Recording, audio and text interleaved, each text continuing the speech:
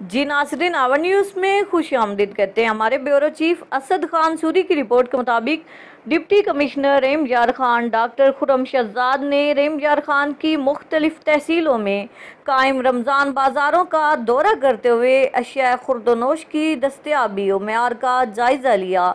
इस मौका पर उनका कहना था, माह सियाम में हुकूमत शहरियों बिलखसूस रोज़ादारों को मुख्तलिफ अशिया ज़रूरिया पर सब्सिडी फराम कर रही है। वज़ीर आला पंजाब सरदार उस्मान अहमद खान बुज़दार रमज़ान बाज़ारों समेत आम मार्केट में अशिया रोज़मर्रा की वाफिर मिकदार में दस्तयाबी के अमल को बराह रास्त मॉनिटर कर रहे हैं। कोरोना जैसे मुश्किल हालात में भी हुकूमत पंजाब आवाम को रिलीफ की फराहमी के लिए पुरअज़म है।